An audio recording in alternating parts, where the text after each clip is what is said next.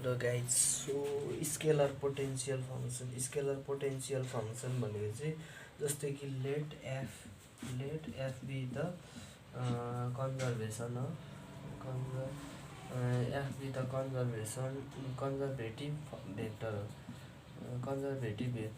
Conservative vector function so then phi भने चाहिँ phi is call scalar function के phi is scalar function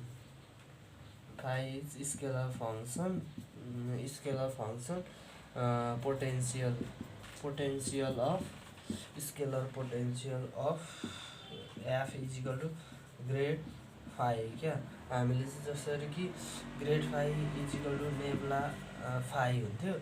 यसमा भने चाहिँ जस्तै कि हाम्रो इक्जाम्पलको लागि स्केलर पोटेन्सियल भनेको चाहिँ एउटा कन्जर्भेटिभ भेक्टर फङ्सन हो त्यसलाई नै फाइलाई चाहिँ हाम्रोले स्केलर फङ्सन फाइ भनेको त एउटा स्केलर फङ्सन हो त्यही भएको कारणले गर्दाखेरि जस्तै कि अब हाम्रो इरोटेसनल फङ्सन हुनको लागि चाहिँ नेप्ला क्रस फाइ इजिकल टु चाहिँ हाम्रो 0 हुनुपर्ने थियो त्यस्तै कि हाम्रो चाहिँ एफ इजिकल टु एउटा समथिङ भ्यालु हामीलाई वाइ प्लस जेड आई छ अरे अनि त्यस पछाडि प्लस जेड प्लस एक्स जे छ अरे प्लस एक्स प्लस वाइ के छ अरे एक्स प्लस वाइ के छ भने चाहिँ यसलाई चाहिँ हामीले चाहिँ स्केलर पोटेन्सियल चाहिँ कसरी निकाल्न सकिन्छ त भन्दाखेरि स्केलर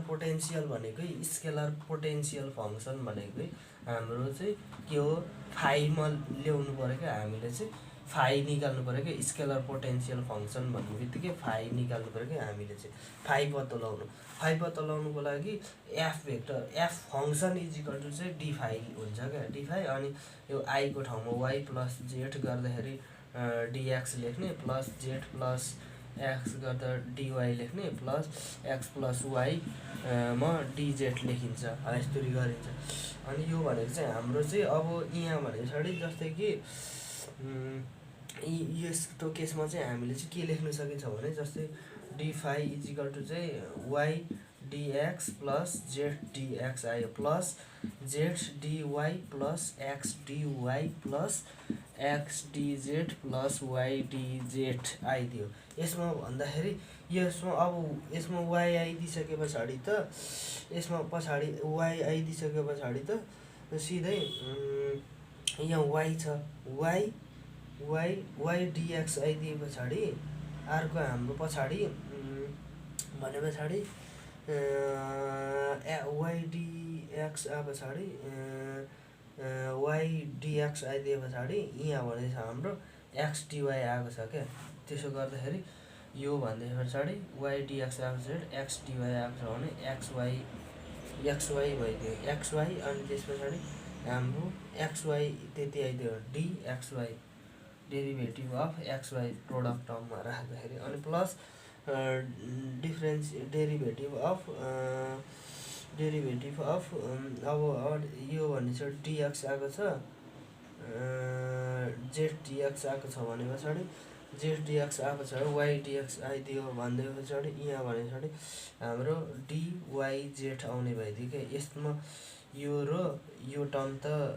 आइदियो नि त एक्सको रेस्पेक्टमा गर्दाखेरि त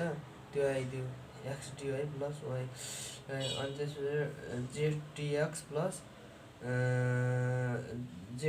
प्लस फेरि यो आइदियो नि त जेडको हेर्नु पऱ्यो यो भन्दा चाहिँ वाइ जेड आइदियो अनि पछाडि जेड डिआई प्लस फेरि जेड डिआई प्लस के हुने भयो वाइ जेड आउने भयो वाइ जेड यो जेड डिवाई आइदियो भने फेरि यसको भने पछाडि एक्स जेड आउने भयो यो भने पछाडि एक्स जेड आउने भयो भने एक्स जेड आइदियो भने एक्स जेड डिएक्स भन्ने बित्तिकै अब भने चाहिँ यो फेरि आउनु पऱ्यो क्या पछाडि भने चाहिँ यसलाई प्रोडक्टको टर्ममा लेख्दाखेरि यस्तो हुन्छ कि Z dx plus X DZ हुने भइदियो नि त यो भनेको त जेड एक्स भइदियो यसलाई प्रोडक्टको टर्ममा लेख्दाखेरि अनि त्यस पछाडि यस्तो गर्दाखेरि प्लस फेरि डी अनि यो भने पछाडि हाम्रो बाँकी कुन थियो यो रह्यो नि त यो भने पछाडि यो लेख्दाखेरि जेड डिएक्स प्लस वाई भने पछाडि यो र यो त मिल्ने भयो नि त प्रोडक्टको टर्ममा लेख्दाखेरि त, त्यही भएर गएर जेड वाई अथवा वाई जेड गर्नु, वाई जेड यति गरिसके पछाडि त हाम्रो त फाइ इजिकल टु त हाम्रो के आउने भइदियो, यसको डेरिभेटिभ भनेको त हाम्रो के आउने भयो डी फाइ अथवा फाइ इजिकल टु यो डी फाइ थियो, यो डी र डी सबै कमन आएर काट्यो, फाइ इजिकल टु भने पछाडि x y plus x z plus y z गरेर चाहिँ हामीले चाहिँ स्केलर पोटेन्सियल पनि निकाल्नु सक्यो। स्केलर पोटेन्सियल लास्टमा आएर हाम्रो फाइ इजिकल टु के भइदियो भने हाम्रो फाइ इजिकल टु चाहिँ x y plus x z plus y z यति हाम्रो फाइ आउने रहेछ। स्केलर पोटेन्सियल निकाल्दाखेरि जान्नुपर्ने अथवा बुझ्नुपर्ने कुरा चाहिँ के हुन्छ भनिसके पछाडि यसमा चाहिँ स्केलर पोटेन्सियलको बुझ्नै पर्ने कुरा भने चाहिँ डिएक्स हाम्रो फङ्सन दिएको हुन्छ, फङ्सनमा भने पछाडि डी फाइ लेखिन्छ, अनि त्यस पछाडि यो फङ्सन पछाडि चाहिँ समथिङ एउटा फङ्सन पछाडि त भ्यालु दिएको हुन्छ नि त, function is equal to X I plus Y J plus Z के हुन्छ नि त, यसमा एक्स वाई जेडमा आई इजिकल टु डिएक्स लेख्ने, जे इजिकल टु डिवाई र के इजिकल टु डिजेड गर्ने,